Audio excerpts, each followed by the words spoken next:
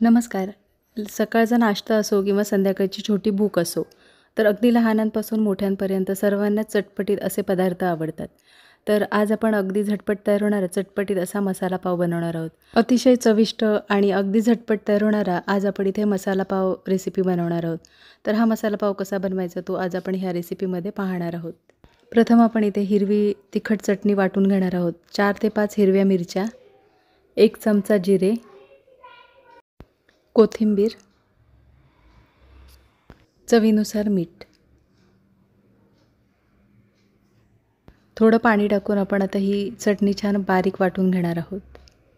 इथे हिरवी चटणी छान बारीक वाटून झालेली आहे. गॅसची फ्लेम एकदम स्लो ठेवायची आहे आणि फोडणीपुरते तेल गरम करून घेणार आहोत. तर साधारण तेल गरम करून घ्यायचं आहे. तर इथे आता आपण मसाल्यांचा वापर करणार आहोत. 1 चमचा लाल तिखट. लाल तिखट हे तुम्ही तुमच्या आवडीनुसार वापरू शकता, म्हणजेच मिरची पावडर. 1 चमचा धणा जिरा पावडर. तर इथे आपण धणा जिरा पावडर मिक्स घेतलेली आहे. पाव चमचा हळद आणि पाव चमचा आपण इथे काळं मीठ वापरलेलं आहे. चवीनुसार मीठ. तर इथे गॅसची फ्लेम एकदम स्लो ठेवायची आहे. मसाले जळून द्यायचे नाही आहेत, लक्षात ठेवा. आणि इथे उकडून घेतलेला बटाटा आपण स्मॅश करून घेतलेला आहे. तर इथे आता गॅसची फ्लेम एकदम स्लो ठेवूनच आपल्याला बटाटा छान मसाल्यामध्ये परतवून घ्यायचा आहे. तर इथे अशा पद्धतीने आपण बटाटा छान परतवून झालेला आहे आणि आता इथे अर्धा पेलाभर पाण्याचा वापर करायचा आहे. जास्त पाण्याचा वापर न करता आपण अगदी अर्धा पेलाभर पाण्याचाच वापर करायचा आहे. आणि आता हा बटाटा आपण छान परतवून घेणार आहोत.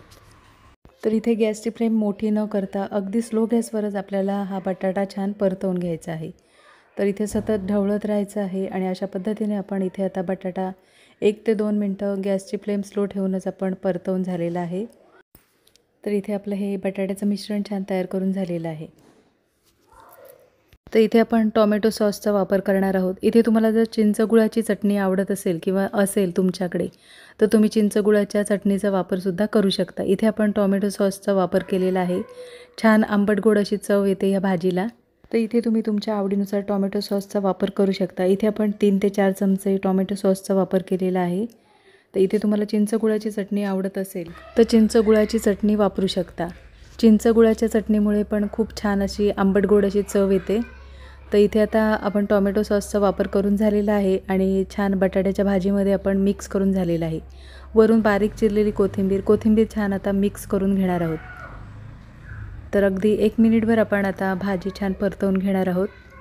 तर इथे आता भाजी परतवून झाल्यानंतर 1 चमचा आपण बटरचा वापर करणार आहोत. तुम्हाला जर बटर आवडत नसेल, नाही वापर केला तरीसुद्धा चालेल. बटरमुळे खूप छान अशी चव येते आणि अगदी लहान मुलांना बटर म्हणजे अगदी आवडतो. तर इथे आपण अगदी 1 चमचाभर आपण बटरचा वापर केलेला आहे. तर बटरमुळे खूप छान अशी चव येते या भाजीला. तर इथे आता बटर छान मिक्स करून झालेलं आहे आणि आता ही भाजी आपण थंड करून घेणार आहोत.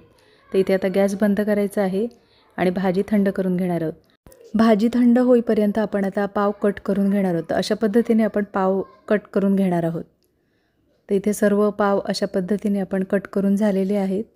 तर इथे आता आपण गॅसवर एक फ्राय पॅन गरम करायला ठेवलेला आहे. त्याच्यावर आपण 1 चमचा बटरचा वापर करणार आहोत. बटर छान गरम करून झाल्यानंतर आपण त्यामध्ये जी बटाट्याची भाजी बनवलेली आहे ती आपण थोडीशी बटरमध्ये मिक्स करून घेणार आहोत आणि थोडी बारीक चिरलेली कोथिंबीर. तर आता आपण गॅसची फ्लेम स्लो ठेवूनच आपल्याला पाव छान बटरवर अशा पद्धतीने गरम करून घ्यायचे आहेत. ते असेच सर्व पाव आपण अशा पद्धतीने सर्व गरम करून घेणार आहोत. अतिशय चविष्ट असा हा मसाला पाव तयार होतो. नक्की रेसिपी बनवून बघा. तर इथे आता पाव आपण छान बटरमध्ये अशा पद्धतीने गरम करून घेतलेले आहेत. तर आता आपण इथे पावामध्ये आपण भाजी भरून घेणार आहोत. तर प्रथम आपण पावाला जी आपण हिरवी चटणी आणि टोमॅटो सॉसचा वापर करणार आहोत. तर आपण इथे आता पावाला टोमॅटो सॉस आणि हिरवी चटणी लावून घेणार आहोत. तर इथे टोमॅटो सॉस लावून झालेला आहे आणि आता दुसऱ्या बाजूला आपण हिरवी चटणी लावणार आहोत. तर इथे आता टोमॅटो सॉस आणि हिरवी चटणी लावून झालेली आहे आणि आता आपण जो बटाट्याचं सारण तयार करून घेतलेलं आहे, भाजी तयार करून घेतलेली आहे, तीच भाजी आपण अशा पद्धतीने आपण पसरवून घेणार आहोत. खूप छान चविष्ट असं हे मसाला पाव तयार होतो. नक्की रेसिपी बनवून बघा.